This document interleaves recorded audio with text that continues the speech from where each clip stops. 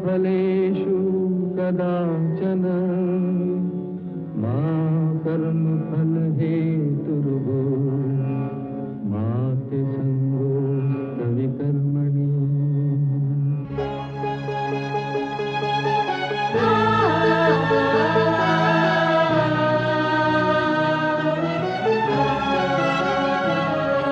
ये औरत है कुदरत का अनमोल तोहफा, ये ममता का सागर, मोहब्बत का दरिया है। हर नस्ल हर देश पर कर्ज इसका बनाया गया, त्याग को फर्ज इसका। मगर इसकी दुनिया ने कीमत न जानी, मगर इसकी दुनिया ने कीमत न जानी। अजब दास्तां है, अजब है कहानी।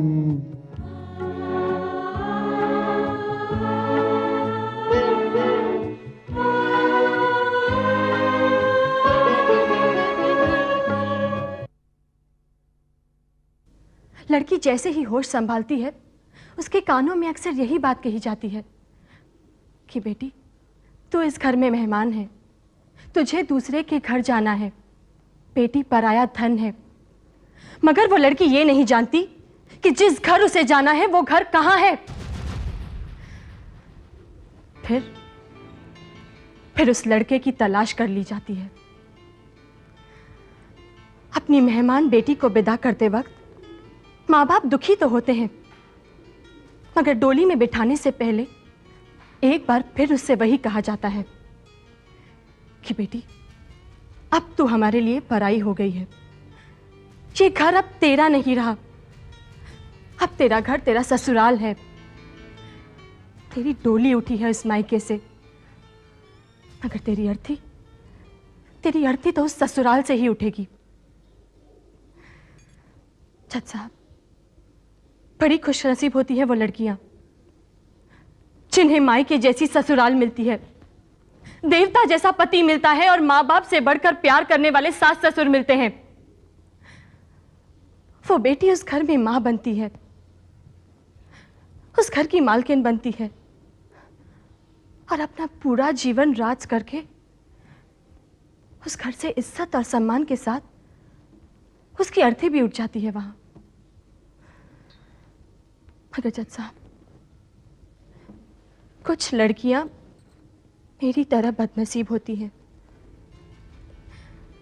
ठीक उसी तरह मेरे माँ बाप ने भी मुझे विदा करते वक्त यही कहा था कि बेटी, लड़की के दो घर होते हैं। जीवन का कुछ समय तो वो अपने माँ बाप के यहाँ मेहमान बन के गुजारती है और उसके बाद डोली में बैठकर ससुराल चली जाती है।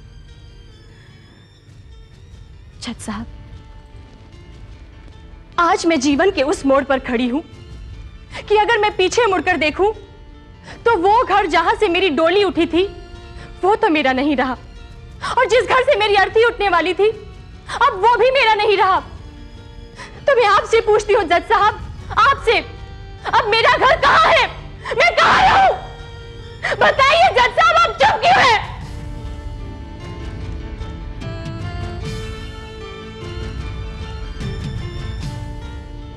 जज साहब, हमारे समाज में लड़की के सिर्फ दो घर ही नहीं होते हैं, उसके दो जीवन भी होते हैं। एक वो जो वो अपने मायके में गुजारती है और दूसरा वो जो वो अपने ससुराल में गुजारती है।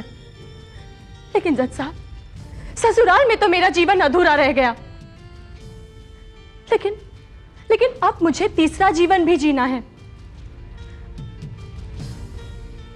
जज साहब, ये तीसरा जीवन ना मैं अपने मां बाप के घर गुजार सकती हूं और ना ही अपने ससुराल में।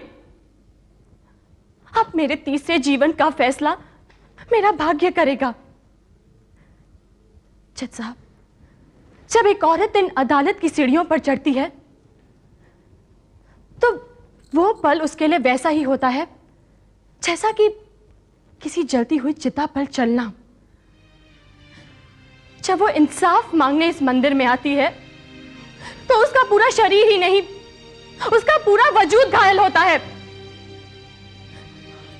उसका अतीत उससे छीन लिया जाता है, उसे उसके वर्तमान से वंचित रखा जाता है, और उसका भविष्य वो अंधेरे का समंदर होता है जहां वो जिंदगी और मौत की लड़ाई लड़ती है।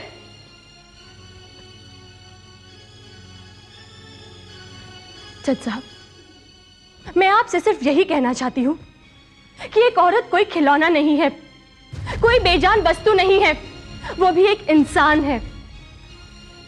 जो कानून मर्दों के लिए बनाए जाते हैं, क्या ऐसा नहीं हो सकता कि वही कानून औरतों पर भी लागू हो?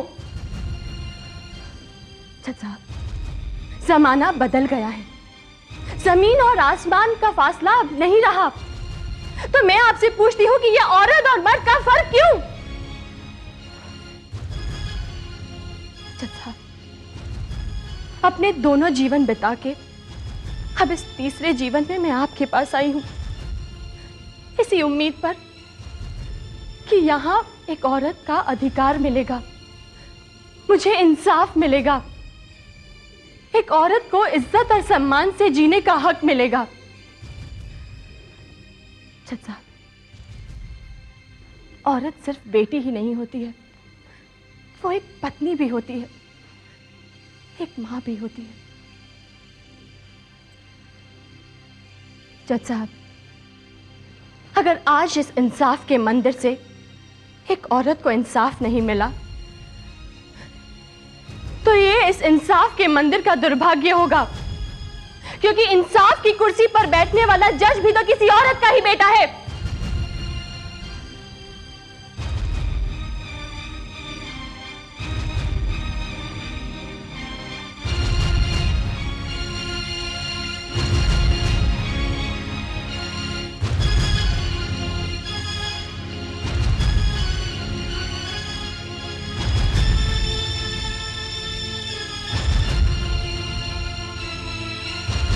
Order, order.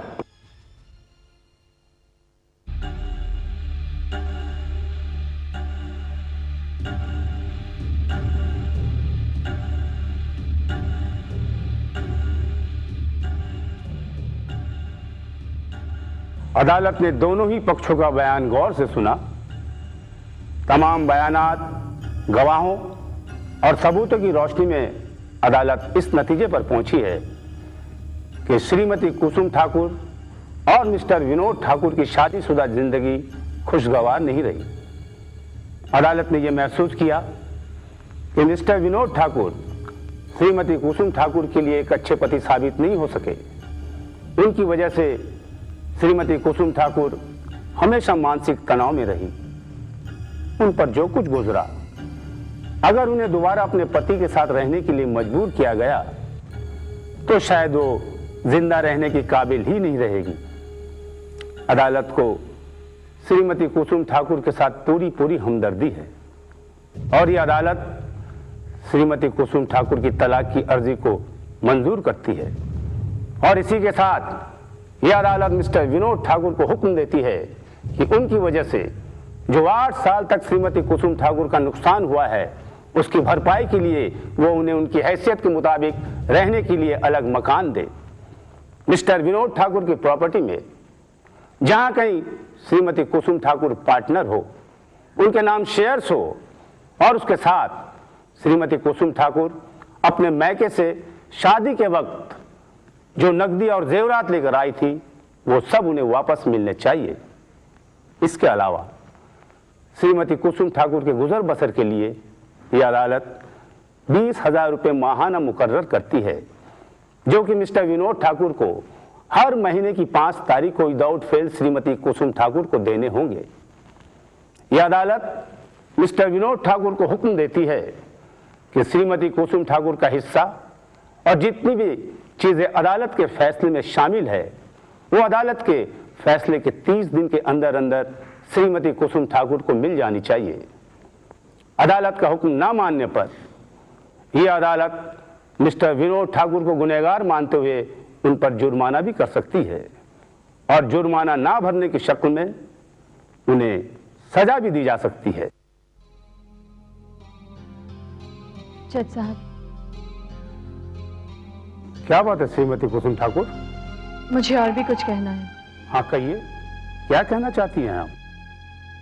जज साहब, मैंने इस घर से, इस जायदाद से, इस आदमी से जिस लिए रिश्ता तोड़ा है, उसकी वजह मैं अदालत को बता चुकी हूँ।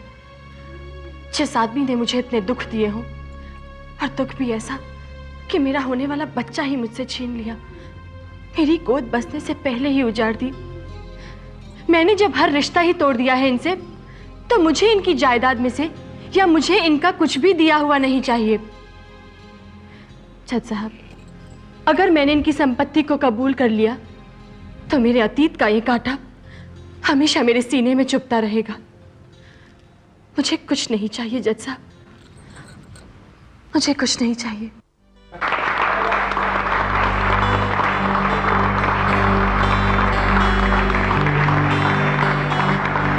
Order, order.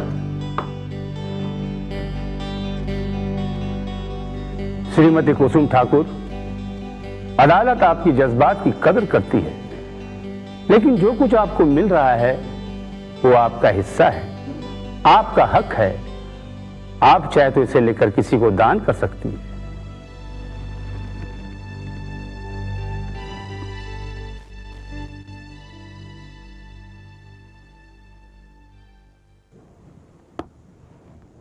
The court is adjourned.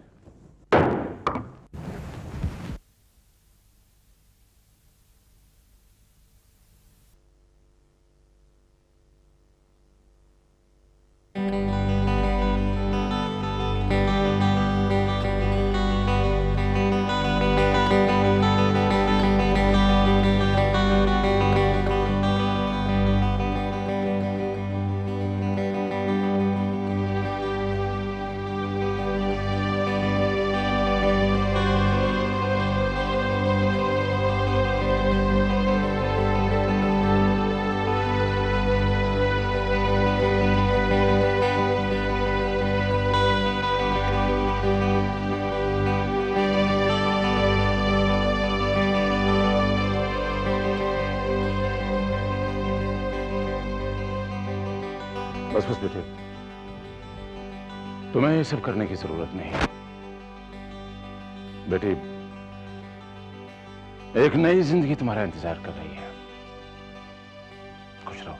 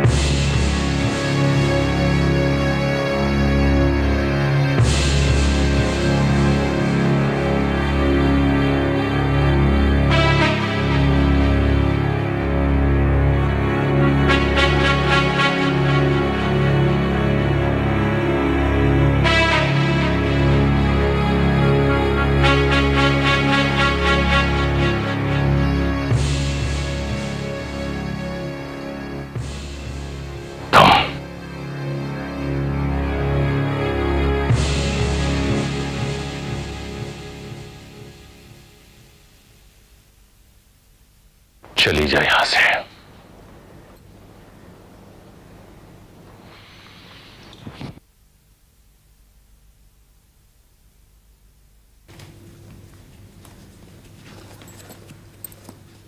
नमस्ते।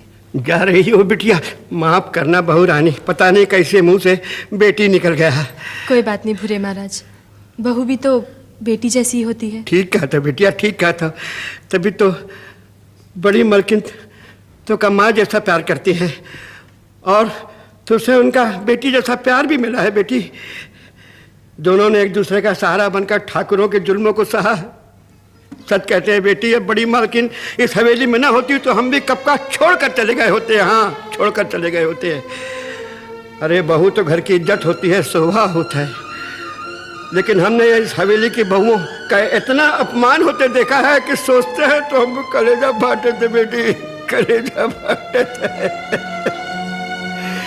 बिटिया जात तो हो, लेकिन ये बताओ हमारी बड़ी मालकिन का केकर सहारे छोड़कर जा तो बेटी केकर सहारे छोड़कर जा। पंडित जी ठीक बोल रहे हैं, तुम्हें यह घर छोड़ के नको जाओ, छोटी मालकिन नको जाओ। परदेसी मालकिन मत कहो मुझे, आपने तो मुझे भाई जैसा प्यार दिया है। अगर माझी के अलावा किसी ने मेरा दुख बांटा है तो वो आप और भूरे महाराज ही तो हैं। माझी का ख्याल रखना।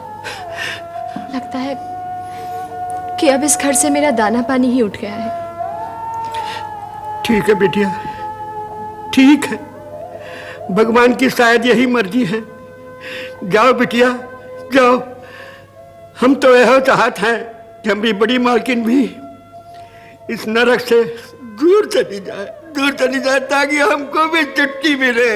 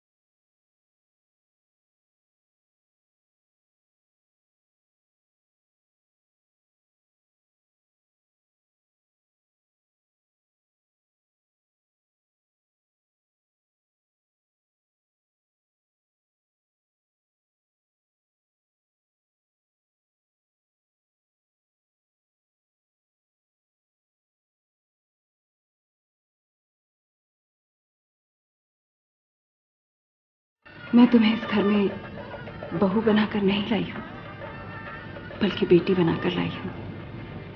और इस हवेली को आज के बाद ससुराल नहीं, अपना मायका समझना। कुसुम, मैं अब तक इस हवेली का बोझ उठा उठा कर थक गई हूं। आज के बाद ये जिम्मेदारी तुम्हारे ऊपर।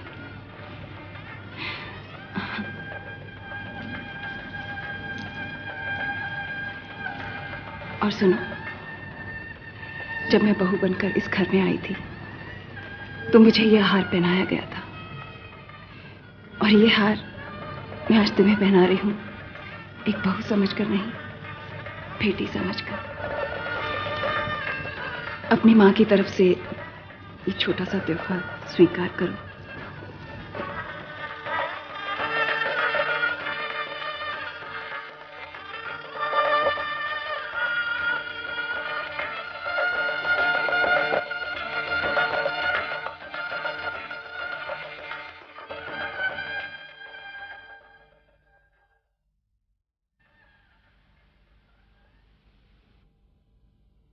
माँ जी, मैं आपकी अमानत आपको लौटाने आई हूँ। कुसुम, ये अमानत नहीं, तोहफा है जो मैंने तुझे बहू समझकर नहीं, बेटी समझकर दिया था। मेरी अमानत तो तू है। फिर भी मैं अब इसे नहीं रख सकती। कुसुम, देख, मेरी बात मान ले, इसे अपने पास रख। क्या तू इसे वापस देकर एक माँ का दिल दुखाना चाहती है? दिल तो उसी दिन टूट गया था जिस दिन मैं यह हवेली छोड़कर गई थी, और वापस लौट कर नहीं है। कुसुम, तेरी इस हवेली में वापस लौट कर आने से मुझे कोई शिकायत नहीं है। मेरी मजबूरी यह है कि जिनसे मुझे शिकायत थी मैं उनके सामने खुलकर कुछ भी ना कह सकी, और जो कुछ हुआ उसकी जिम्मेदार तू नहीं है। तूने मेरी तरह सब कुछ सहा है, इस हवेली के जुल्मों सितम, और मेरी तरह हर खामोशी को सहा है। तुझ में और मुझ में सिर्फ फर्क इतना है कि भगवान ने मेरी गोद तो भर दी, मगर मुझे औलाद का सुख नहीं दिया, और तेरी गोद भरने से पहले ही उजाड़ दी गई। तुझे मारने की कोशिश की गई। मैंने कई बार अपनी जबान खोली, तेरे लिए मैंने कई बार अपनी खामोशी तोड़ी, मगर फिर वही पुरानी परंपराओं के आगे ये पुरानी औरत झुकती रही। कुसुम, मैं आज तक अपने आप में इतनी हिम्मत कभी पैदा नहीं कर पाई कि इन पुरानी परंपराओं को तोड़कर बाहर निकल जाऊं। तूने जो कुछ किया वो ठीक किया, और अगर तू ऐसा ना करती तो इन हवेली की दीवारों से टकरा टकरा कर मर जाती। हाँ जी, मेरा भगवान साक्षी है कि मुझे इस हवेली से शिकायत है। शिकायत ही नहीं बल्कि नफरत है मुझे इस हवेली से। यहाँ आने के बाद मैंने खून के घूंट पिए हैं।